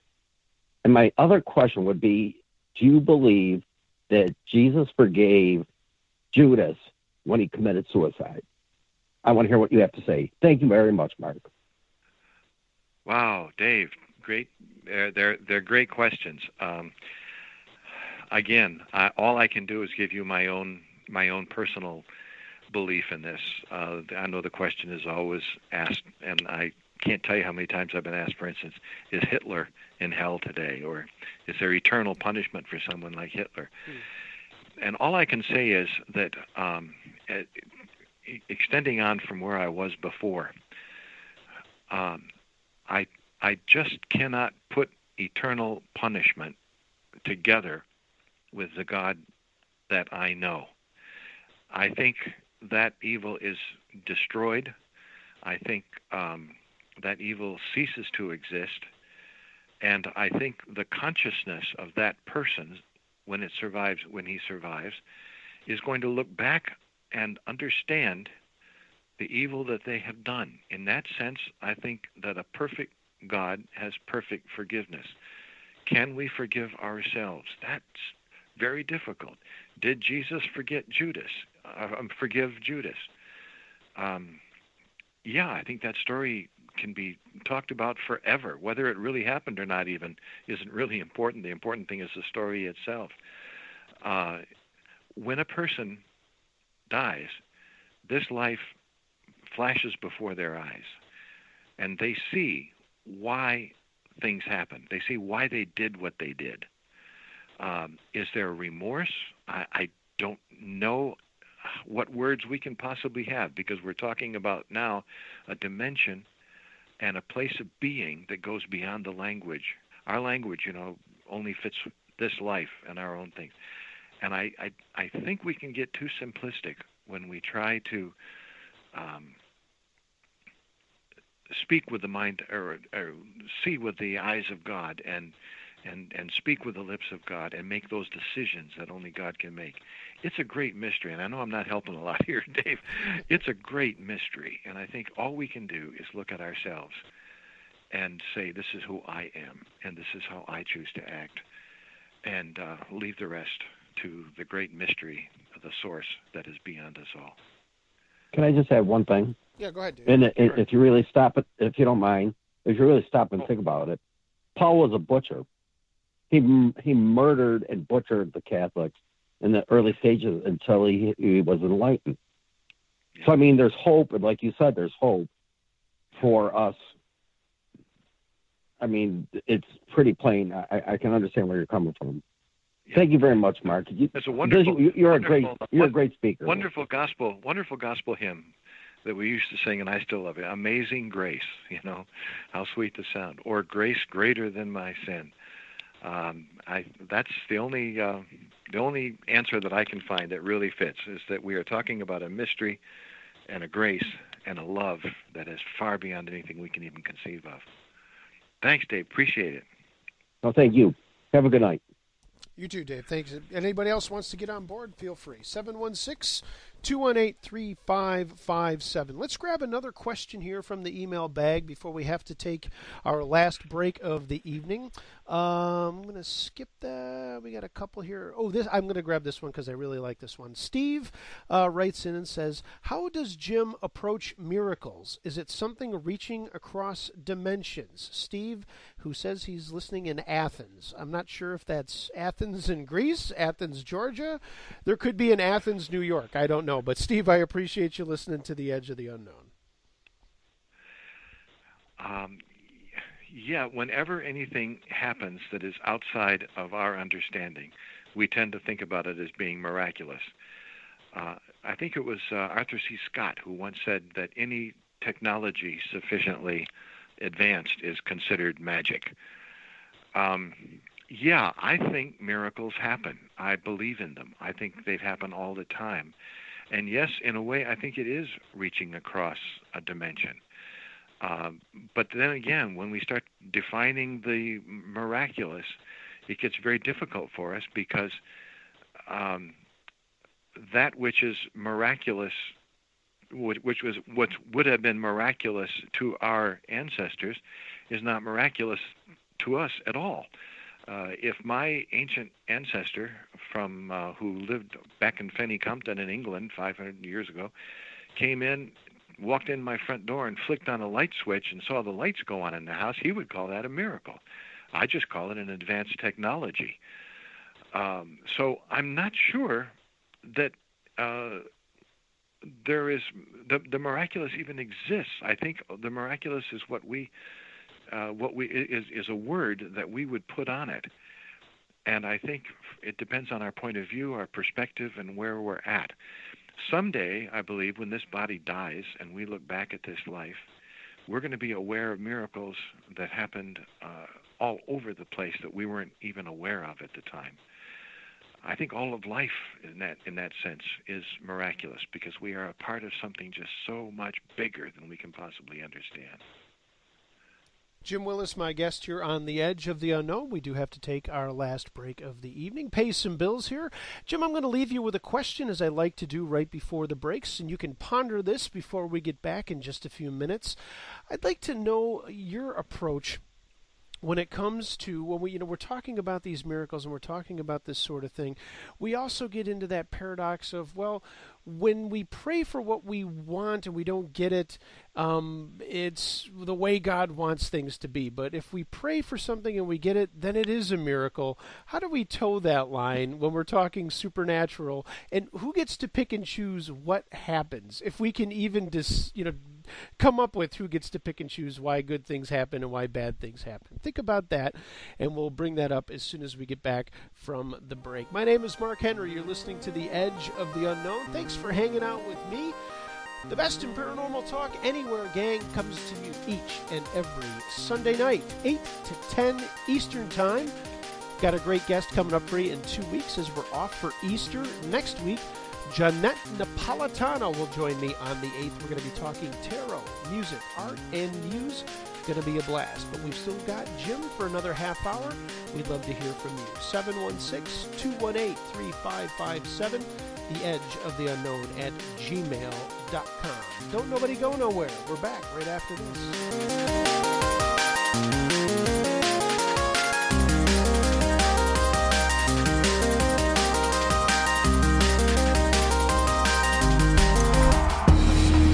Looking for the best Japanese and Thai cuisine in Western New York? Then you have to visit Teton Kitchen at 415 Dick Road in Depew. From appetizers and soups, simple, special, big, and fusion-style maki, to sushi, sashimi, and tempura, you won't get a range of items like this anywhere. Hungry for more?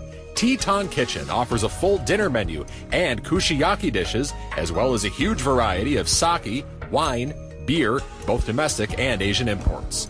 Owner Taka and his bride Kin are proud to boast that Teton Kitchen is Yelp's #1 rated restaurant in Western New York, and they welcome you for lunch or dinner 7 days a week with takeout and online ordering available. Visit TetonKitchen.com for their full menu, hours, and online ordering, or call 716-393-3720.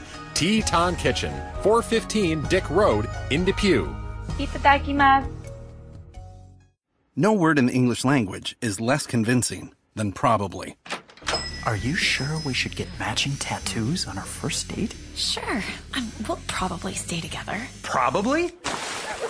It's been 23 minutes since I ate. I can probably swim. You should wait 30 minutes. Okay, now tell me what to do. Cannonball! Cramp! Oh, I have a cramp. I can probably hit the green from here. Probably. Can I get a mulligan? Ready to go? Hey, are you sure you're okay to drive? Yeah, I'm pretty sober. Yeah, I'm probably okay. Probably okay isn't okay, especially when it comes to drinking and driving. If you're drinking, call a cab, a car, or a friend. Buzzed driving is drunk driving. A message brought to you by NHTSA and the Ad Council. Hello. What are your fears? Are you badgered by domestic affairs, haunted by ghosts or demons, terrorized by those who would use magic as a weapon, or tormented from within? I can end it. I can stop it. I can cast them away. For I am a sorcerer, and protecting people from these things is what I do.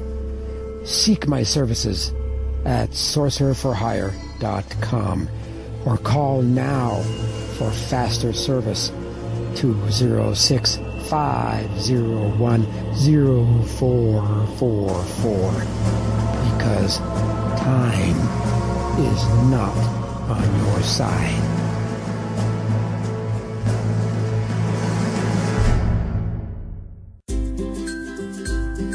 The Hope Project of Western New York is a resource for struggling families often identified as the working poor. We assist individuals who have lost their jobs through no fault of their own, disabled individuals, households with special needs members, victims of domestic violence in transition, and our military families and veterans. The Hope Project provides our members with gently used clothing, household supplies and toys, as well as hygiene and cleaning supplies. We also make available specialty items like prom dresses and Halloween costumes. These items are provided at zero cost to our members. How can you help?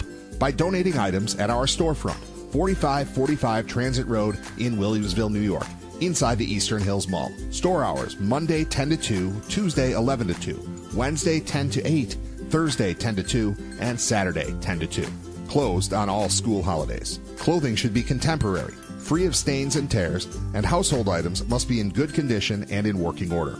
We also accept grocery and department store gift cards, as well as monetary donations. You can also help out by becoming a volunteer. For more information, visit our website at thehopeprojectofwny.org or call us at 716-810-9156. The Hope Project of Western New York. Dignified help for those in need.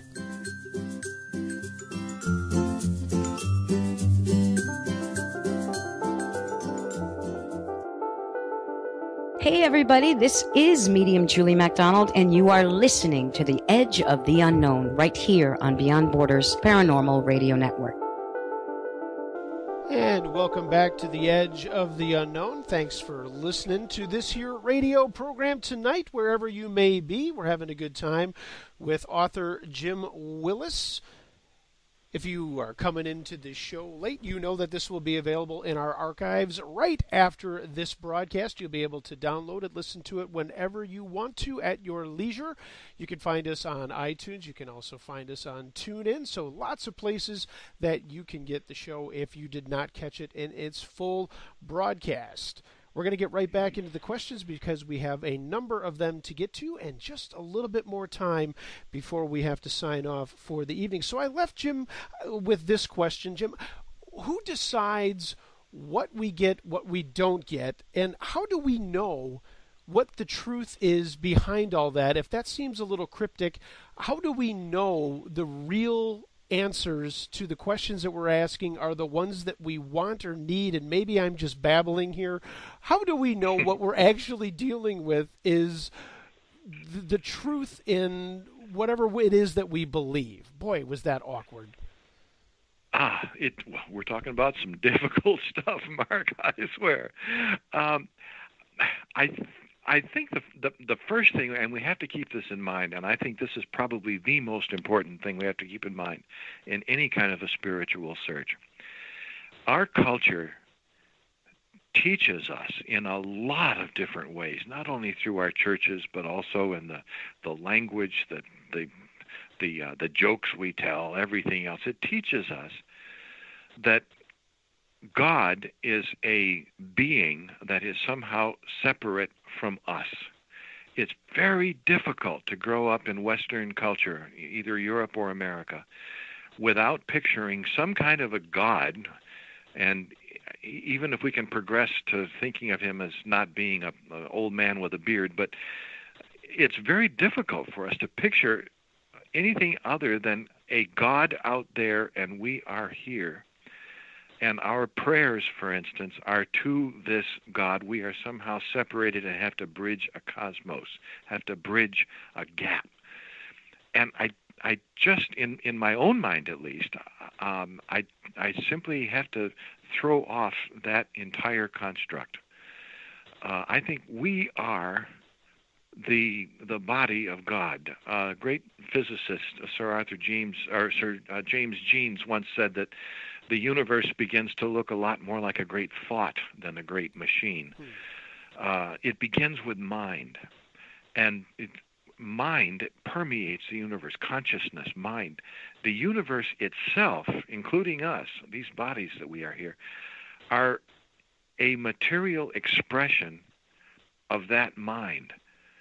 So we are, in effect, the body of God. I think this is what Jesus was getting at. The early writers had Jesus say that you are my brothers and sisters. We are one with God. The kingdom of God is within you, that whole kind of thing.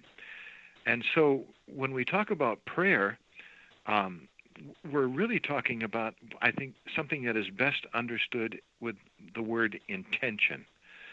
We are intending something. And intention puts us into a totally different framework here.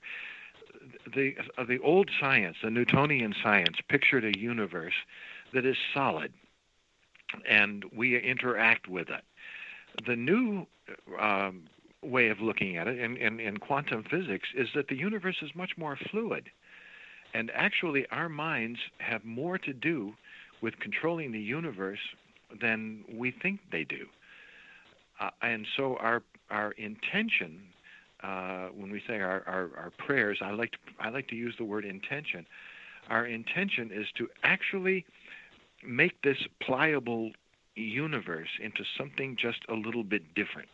Let me give you an example of what I mean, because this is awfully hard to get across. Sure. I do a lot of dowsing, and when people come here, I will teach them about dowsing. And one of the things that we've learned how to do is how to dowse an aura. We can go to a tree, for instance. It's out here in our front yard, and I would have somebody dowse when they're getting used to it with the dowsing rods. They would come up, and the rods would cross at a certain place where the energy field, we call it an aura, but that has a lot of baggage with it. But the energy field comes out a certain number of distance, let's say 4 or 5 feet from the tree. Mm-hmm. Then we've actually had people go and touch the tree and hold it and actually tell this tree, yeah, I love you. Interact with the tree itself. And then we douse that energy field or douse that aura again. And sometimes that aura now extends out to 16 feet. Now we say, wow, that's kind of weird. Well, it's not weird at all when you stop to think that we science has proven that if we play music or talk to our plants, they'll grow better when we interact with them, when we intend intentionally to bridge the gap and interact with them. There is an energy field, an energy force that goes out from us and out from them, makes us all one in this great experience. And so when we talk about prayer, when we say we ask for something or that, I think we're not asking a being out there for something. What we are doing is actually intentionally interacting with the universe itself to bring about certain results. Doctors know all about this because there are a lot of times when diseases all of a sudden just disappear, when cancer just disappears. And they say, well, mind over matter, that kind of thing. What causes it to disappear in one person and not disappear in somebody else? Is there a God out there who decides this person is going to get healed and that person isn't? No, I don't think so at all. I think it has to do with our intention, and I think we can, by our very thought and by our very intention, we can actually bring about sometimes healing in our own bodies, bring about miraculous results. Now, someday we're going to look at these. We're going to understand that it wasn't a miraculous result as much as it was our stumbling, usually by accident, onto a specific way, a specific frequency that puts us in touch. Our problem is, again, in this day and age, we're all so busy, and we all have so much technology, and we're all running around here and there and always thinking about this and thinking about that, that we never have the time to really meditate and become one with our surroundings and bring about that, the Bible calls it the peace that passes all understanding.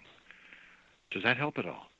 Yeah, I think it does. I think it is a very complex thing, and I think that is something that is debated a lot by the skeptic side, who say, well, you know what, if you're a believer, you can't lose, because no matter what, you get to, pick and choose or say whatever you want, so it makes you look like you're coming out a winner. So, but I think that's a good way to handle it.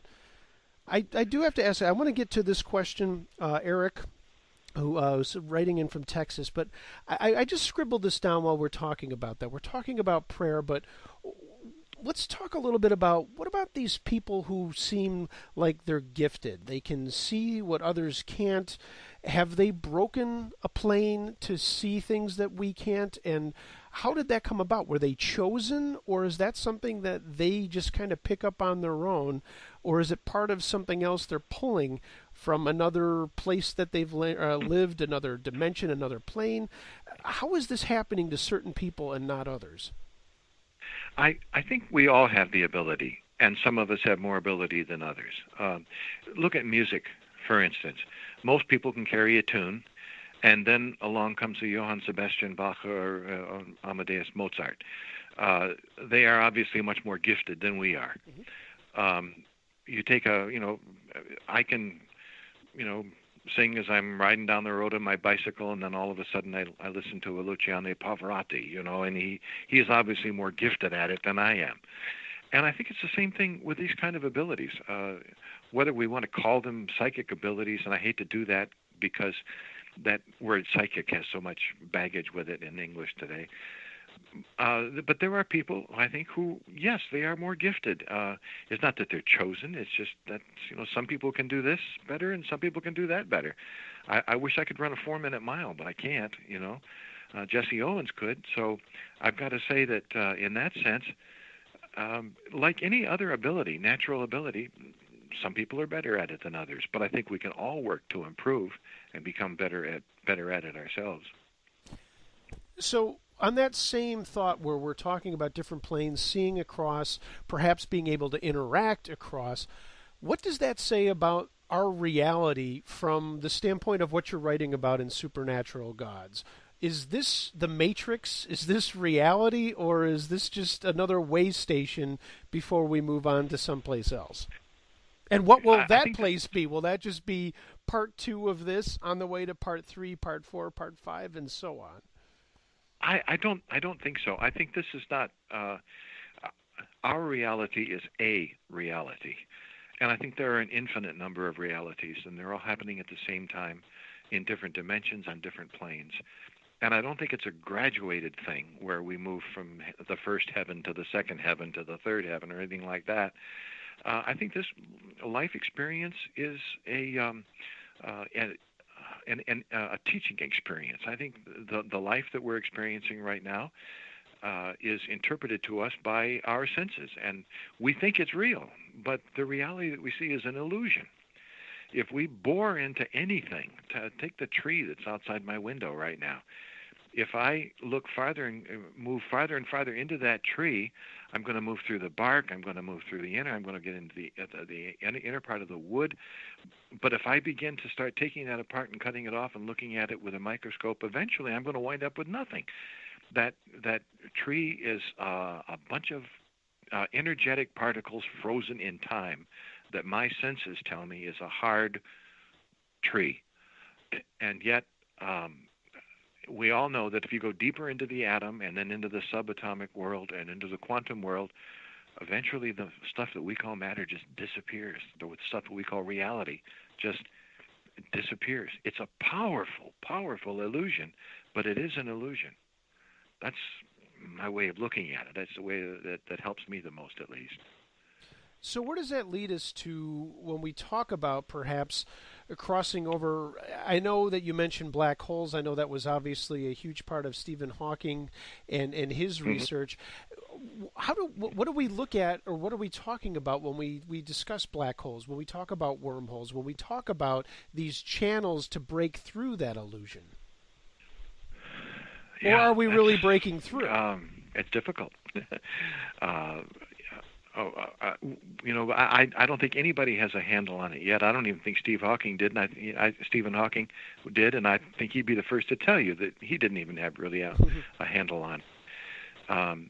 The whole idea of the Higgs field, this great particle accelerator in Switzerland, and now we find the Higgs boson. It all of a sudden shows up, and then it disappears. Where does it come from? Where does it go? What's on the other side of the Higgs field? All we know, you talk about scientists and say, can you explain the Higgs field to me? And they'll just kind of look at you, and they'll all believe in it. They'll believe in the Higgs field, but they'll all start to giggle because it's so difficult to put into words. American scientists tend to use the word molasses. Something flows. The Higgs field is like molasses in the sense that a particle will go into the molasses and it'll slow down and start to gather mass. And on this side of the Higgs field, we have mass. On the other side, we have energy. Over in England, they use the word treacle. But when we talk about all these things, we're talking about a frontier that we don't even have language to describe yet. I think it's fascinating that when Einstein and Hawking both, when they began to talk about these fields, there were no English words that they could use, so they had to resort to God talk. Both Einstein and Hawking said, when we understand this, the great grand unification theory, then we will understand the mind of God, they said. Now, Hawking didn't even believe in God, but religious language is the only language we have that talks about these things. And so he had to resort to the only words that would make any sense. I hate to sound too easy about this whole thing and not get into it, but boy, these are tough questions, Mark. They really are. I appreciate it. Sorry, I should have warned you a little bit more than. No, I love it. I love it. I think it's just wonderful. Before we get to a couple more questions, let's talk a little bit about what you've got going on right now. Obviously, you're living what seems to be a wonderful existence and enjoying yourself very much. What's on the docket for you? Do you do talks? Are you traveling? What's going on with you in the year of 2018? Well, for one thing, I'm 72 years old. So, do I do talks? Sure. Do I travel? Yeah. As a matter of fact, when you talked about being in Saratoga Springs, I was up there a year ago in June. And I gave a talk at the American Society of Dowsers. As a matter of fact, if anybody's interested in hearing that talk, it mentions some of the same stuff we talk about here in this hour. They can go to my website, and on one of the things, I can't remember which little box it is, but if they go to the different pages of the website, they'll see a YouTube video where I talk about dowsing in quantum reality, and that was up at Saratoga Springs. I love doing that kind of thing. I'm not getting as many invitations as I used to, because for the last 9 years I've been up here living in the woods. But I'm certainly open to go anywhere and give talks and presentations. And aside from that, I'm doing a lot of writing. I've just finished a book on out-of-body experiences that my literary agent told me last week that she's just received a contract from Llewellyn Publishing Company. They're going to be bringing it out next year. And I just finished another book beside that on my experiences with out-of-body spirit guides and guardian angels and that kind of thing. And that hasn't been bought yet, but Llewellyn says they're interested. They want to see it, so hopefully that'll come out. Aside from that, it's just a matter of living life in a meditation. I'd love, when you say it's a wonderful life, I'd love to think that, yeah, it just goes on. But no, the problems are here just as well. And there's problems with health when you're 72 years old. Things start to go wrong with the body. And, you're behind on all the technology, and your grandkids have to come over to set your clocks back and forward every spring and fall, that kind of thing. So, it's life as usual. It's just life lived at a much slower rate, with perhaps a lot more time to think than I used to have. That's all. This is interesting. Two things. Number one, I've got very good reps that reach out to me from Llewellyn, so I bet you 10 to 1 they'll be reaching out to me with one or two of those books down the road, which is nice to know, which is terrific. The second thing, and this is, again, not coincidence, I met up with my college professor and mentor at Saratoga Springs. I haven't seen him in probably 20 years. We got together, had some dinner.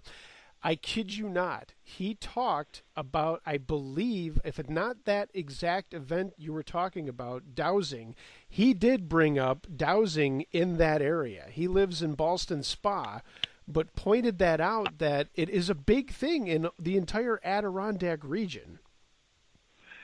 All over. It's really starting to come.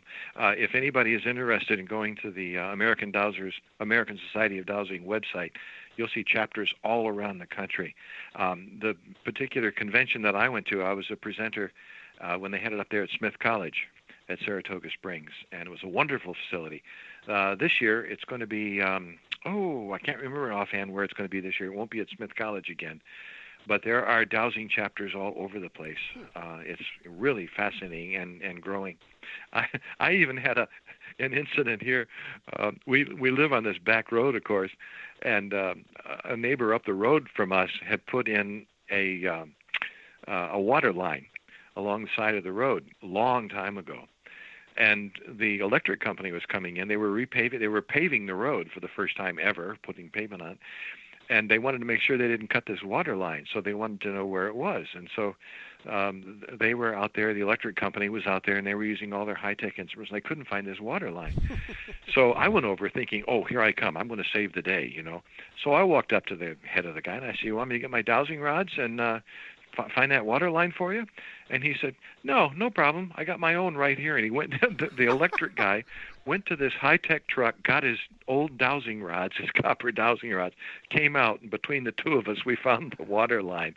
I couldn't believe it when here the electric company, with all of that high-tech gizmos at their disposal, still uses dowsing rods to find a water line. What a great story. That is awesome. Oh, that's terrific. I love that. Look at that. Yep. See, some technology doesn't go away. Perfect. There you go. That's terrific. We've got a couple more questions here before we wrap things up for the evening. Again, Eric in Texas actually asks, short and sweet from me, can a god do anything it likes, even if it interferes with something perhaps another god wants to do? Eric, thanks for the question. Well, that concept of God, I have a hard time with that, the battling gods and all this kind of thing. So I'm not quite sure how to answer it, but it's a good question, and there certainly is a lot of, there's a long way we can go to answer that kind of question, but I think it's probably going to be more than the short and sweet answer that you would want. So I'm going to have to kind of table that and just bring up the idea of universal consciousness. Mm-hmm. And while this was going on, my wife just came in here, and I said when I was in Saratoga Springs, I was at Smith College. No, I wasn't. I was at Skidmore in Saratoga Springs. All right, let's grab another question here. Okay, let's see. This is the last one. At the edge of the unknown at gmail.com. Anybody listening, feel free to ask further questions or send me any suggestions for future shows. Love to hear from you. I respond to everything. All right, last one for the evening. This is Karen from Maryland. I'd like to ask about visitations from past loved ones. Are they who we think they are, or are we seeing something else entirely? I think you have some of the most wonderful listeners of any show I've ever heard of. They have great questions. I guess we have to go into the idea of the energy. Again, this is my own personal belief. I'm not trying to push this belief on anybody. But from all of the evidence that I've studied, and from all the reading that I've done, and from all the talking that I've done, and also from the experiences I've had meeting loved ones who have gone on, and from the constant times as a minister for 40 years, I've stood at the bedside of people, holding their hand and praying with them while they die. I think that our own personal energy can hang around. I'm not saying it does all the time. But I've seen too many examples of loved ones remaining somehow and being in touch. Now, it doesn't happen all the time. I think the conditions have to be just right. But my answer to that is yes, I think it is possible. And yes, I think we can see that energy. I don't know if they stick around for a long time because, quite frankly, I think the other side is so interesting that, unless somebody has a particular reason for staying around and becoming a guardian angel or a spirit guide or some such thing, why would they want to stay here, But, yeah, I think we have to be open to it. Jim, I appreciate you taking some time out on a Sunday evening. I know there's a lot of other things you could be doing, but I hope you enjoyed your time here on The Edge. I did enjoy it, Mark. I really appreciate it, and I hope we can get together and do it again sometime. Absolutely. Hold on the line. I want to talk to you after we wrap things up here. But everybody, Jim Willis, jimwillis.net for more information. His latest book, Supernatural Gods, you can find that at Amazon.com. Go to his website. And if you've got a cool bookstore in your town that's not carrying titles like this, get down there and demand it. Tell them that this is the sort of thing that you want to read. Keep local businesses alive and make sure they're carrying the things that you will buy. Gang, that's going to wrap it up for this week. As I mentioned, everything will be live in the archives and up and running for your listening pleasure. If you came in a little late, I hope you enjoy that. We're off next week, but we'll be back on April 8th with Jeanette Napolitano talking tarot, music, muse, and art. It's going to be a blast. She is unbelievable. She won't be singing for us. I got to be honest with you, two of my favorite female voices. She's one of them. And it's funny that we're talking about gods. I have often referred to her as the voice of God. If you've never heard her, go to YouTube right now and just listen to her sing. She's unbelievable. And she will be here on The Edge of the Unknown. Thanks to Mark Knight of Houston, Texas, for providing music to The Edge, as well as Dirty Smile and Amber Lee and Little Criminals. Everybody, have a great week and be excellent to one another. And remember to be wary of things that go bump in the night. It could be anything. A ghost, a monster, or even worse, the guy next door. We'll see you right here next time on The Edge of the Unknown. Happy Easter, everybody, if you're celebrating. If not, happy whatever it is that you do. Take care, everybody. We're back again in 2. See you then.